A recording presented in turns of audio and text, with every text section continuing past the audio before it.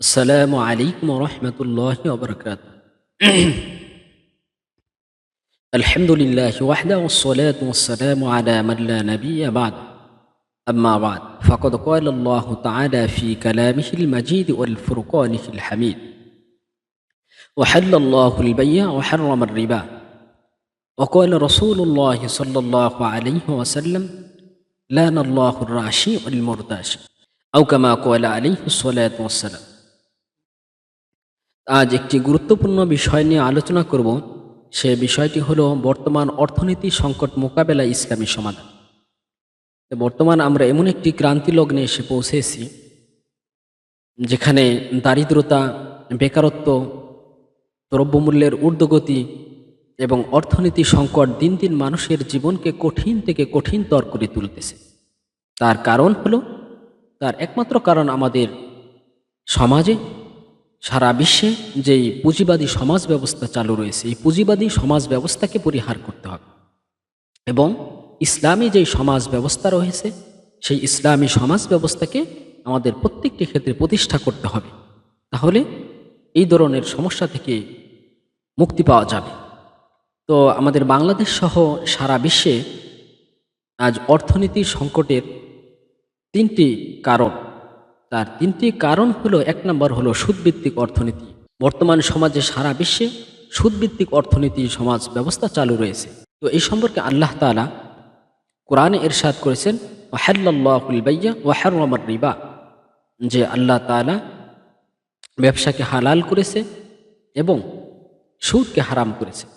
এবং রাসূল সাল্লাল্লাহু আলাইহি ওয়াসাল্লাম ইরশাদ করেছেন, লানা রাসূলুল্লাহ সাল্লাল্লাহু আলাইহি ওয়াসাল্লাম আকিলার রিবা মুকিলাহু ওয়া কাতিবাহু ওয়া শাহিদাইহি, যে যে সুদ দেয়, যে সুদ নেয়, সুদদাতা এবং গৃহীতা, এবং যে লেখে সুদের বিষয়, এবং ওয়া শাহিদাইহি, এবং যে সুদের সাক্ষী দেয়, সকলেই সমান অপরাধ।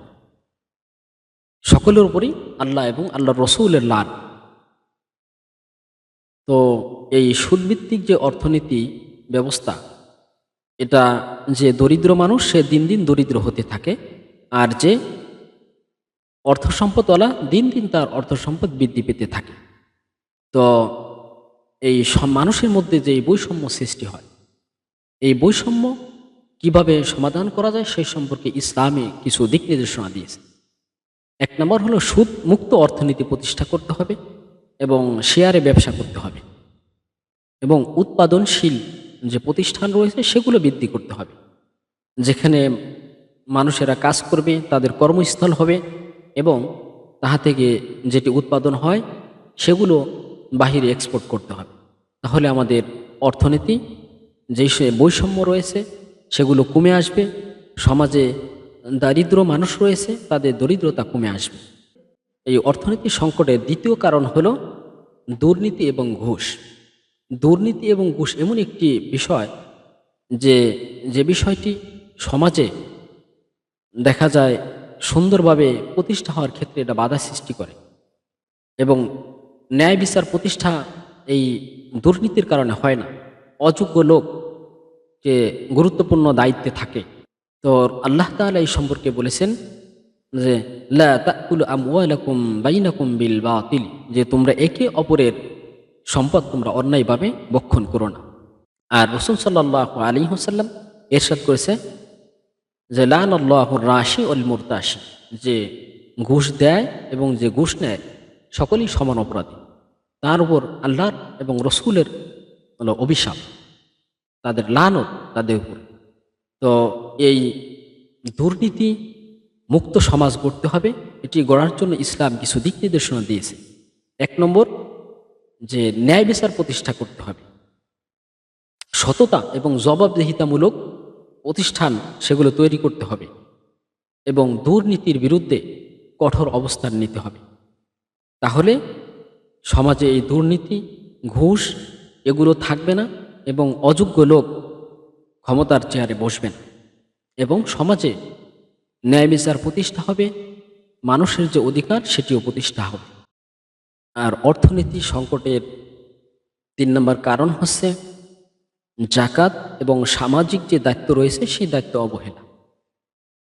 এই জাকাত সঠিকভাবে আদায় করা হয় না এবং সামাজিক যে দায়িত্ব রয়েছে, আমি দায়িত্বশীল হিসেবে যারা রয়েছেন সেই সঠিকভাবে সেটা আদায় হচ্ছে না, যার কারণে সমাজে অর্থনীতি সংকট সেটা দিন দিন বাড়তেছে।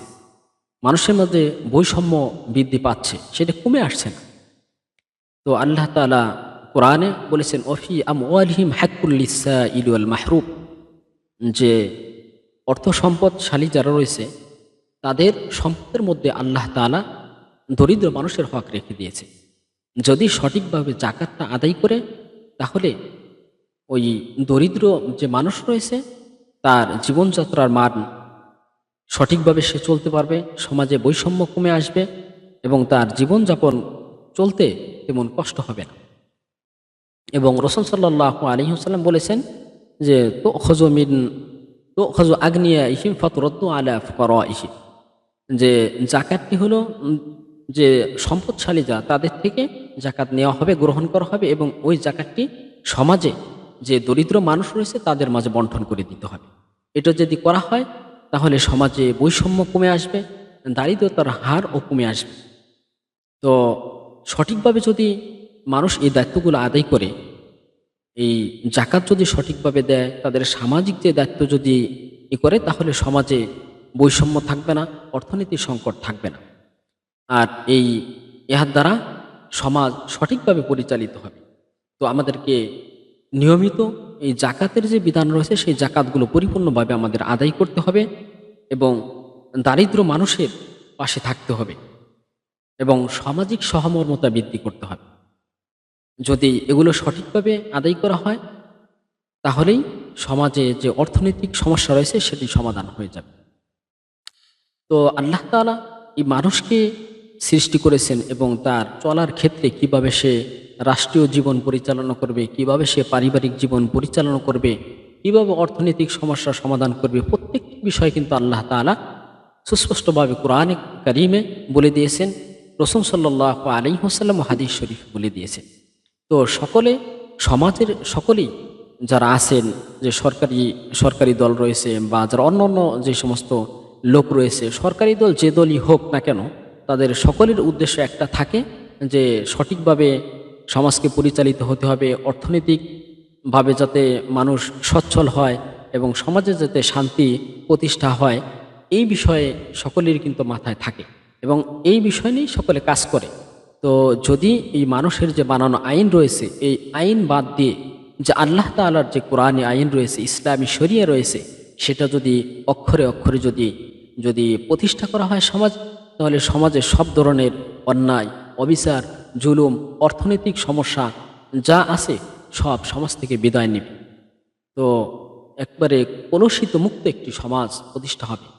তো আমাদের সকলকে প্রত্যেকটি ক্ষেত্রে এই কুরআনী আইন, আল্লাহ তাআলার বিধান, এটা প্রতিষ্ঠা করার জন্য তৌফিক দান করুন। ওয়া আখিরি দাওয়ানা আনিল হামদুলিল্লাহি রাব্বিল আলামিন।